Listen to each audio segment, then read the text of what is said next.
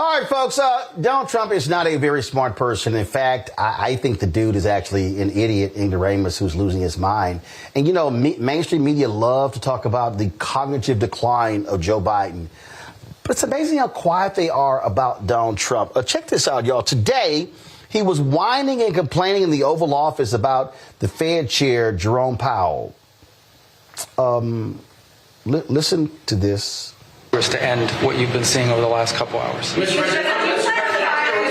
President, Jerome Powell, do you have plans, or if you're back considering firing Jerome Powell, and what's your justification if you're thinking about this to do this? Too late. He's always been too late, hence his nickname, Too Late. He should have cut interest rates a long time ago. Europe has cut them 10 times in the short period of time, and we cut them none. The only time he cut him was just before the election to try and help Kamala or Biden, whoever the hell it was, because nobody really knew. Obviously, that didn't work, but he tried to cut him for the Democrats, Kamala. And how did that work out? You'll tell me. It didn't work out too well, did it? But I think he does a terrible job. He's costing us a lot of money, and we fight through it. It's almost...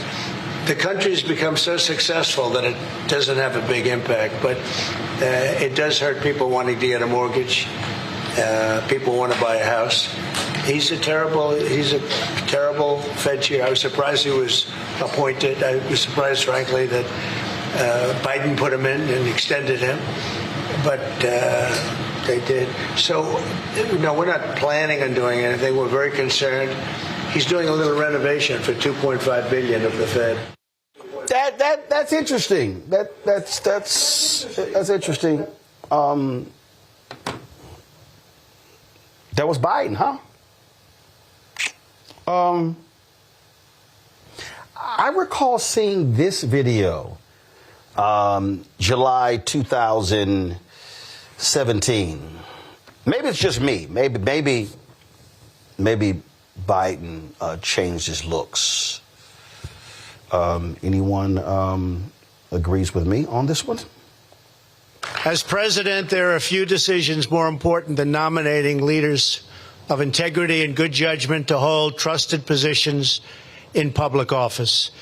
And few of those trusted positions are more important than the chairman of the Federal Reserve. Accordingly, it is my pleasure and my honor to announce my nomination of Jerome Powell to be the next chairman of the Federal Reserve. Congratulations, Jay. Thank you, Mr. President.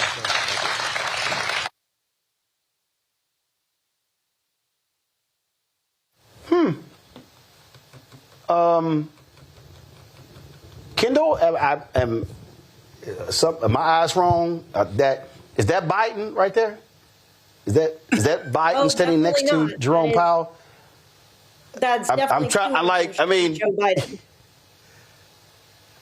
Yeah, I don't understand. What's wrong with these people?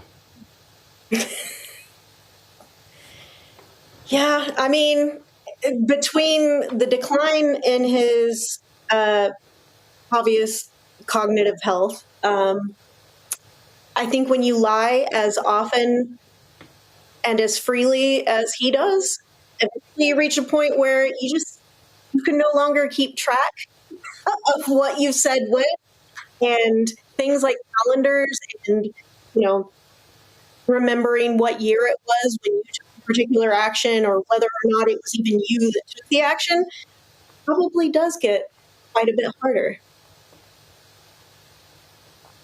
I mean, again, maybe something wrong with me. I don't know. Maybe something wrong with me, Joy. But, and this is the thing. I mean, this dude says stuff, screws up stuff, forgets stuff, stumbles over stuff, and they go, oh, that's just Trump. Where every little thing Biden said was, oh, my God, look at this. He can't talk. He can't walk. He's being steered here. I mean, it was like, it was like 911 every single day. This goes to show you the double standard of mainstream media when it comes to Biden being there and what Donald Trump is doing. Absolutely. Look, one of two things are happening. he either is experiencing cognitive decline and does not remember that this is actually his nominee, or two, he's lying because he believes in the cognitive inferiority of his voters and believes that they will just believe whatever he says. So whoever nominated him, he says it's Biden, it becomes Biden.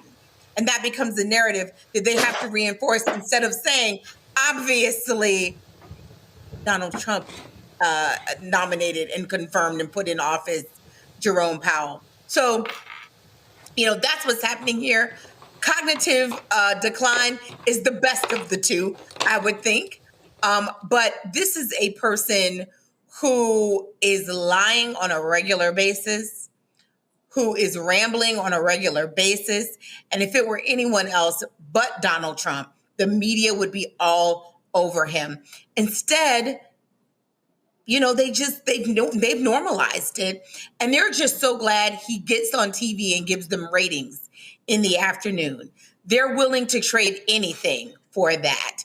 And it's why they are failing us as an institution in America.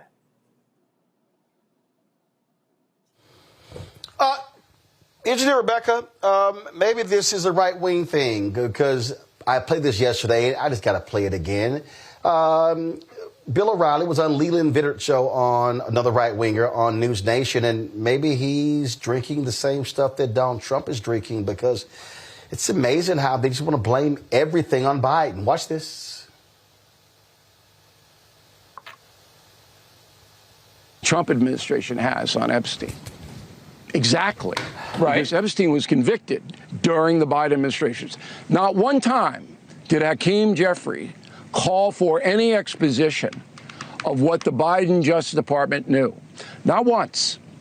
So this guy's a top phony, okay? He's a political player. He doesn't care about the truth. Wait, he doesn't care about the people. Hold on. Bill. This is what hold on. he does. Hold on, Bill. Hold on. You said Epstein was convicted during the Biden administration. Epstein committed suicide during the Trump administration. Yes. So how is he convicted? How do you convict a guy who's dead? He was convicted in I believe, okay, under Merrick Garland's Justice Department. That could be. Am I wrong on that? I don't think so. And then he was incarcerated, and then he committed suicide. Okay. The suicide thing is bull. Whether you Bill, I think this is important. Bill, I think this is important. He was arrested in 2019, and he committed suicide in 2019. He died August 10th of 2019. So the Biden administration was not involved in a conviction or a trial of him. They were of Ghislaine Maxwell. Okay. And that's a good point of clarification. But he was arrested and indicted under Merrick Garland. No, under Trump. Who had all of the information. Epstein was arrested, indicted, and committed suicide under Trump. In 2019, Trump was president. Merrick Garland was not the attorney general. Okay. I guess that's something Rebecca is going around. He's like, yeah, okay. They must be all drinking the same stuff.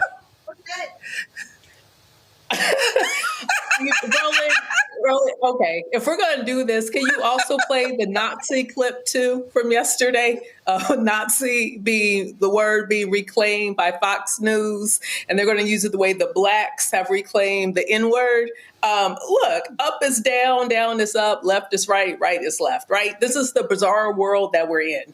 The bottom line is we know that it's not Trump who's running this administration. We know it's Stephen Miller and crew that's running this administration. In fact, there are rumors now around D.C. saying that they're going to, at some point, 25th Amendment Trump, meaning that they'll have a formal process to remove and say that Trump lacks the mental capacity and competency to serve as commander-in-chief. Which we all know that because we're watching it in real time, and then we're watching the man run around D.C., in a cloud of flatulence. It's kind of a bizarre time here under Trump as president. And unfortunately, J.D. Vance will be the same, if not worse, than the way Trump is approaching running government.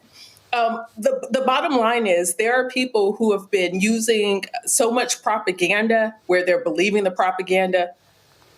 And it's unfortunate because the American public really doesn't know how to decipher what it is that they're seeing, what it is that they're not seeing. Because unfortunately, in this country, civics as civic education is not really taught in this country. So many Americans don't even have a foundation to compare what should be occurring versus what is occurring out of this administration. And unfortunately, it's very sad. And ultimately, it's going to hurt many Americans because they're not going to get what they need out of federal government. We need a competent leader leading and running the federal government. Unfortunately, that's not what we have. We have a clown show. We have dismantling of American institutions that serve as safeguards to make sure that this country runs properly.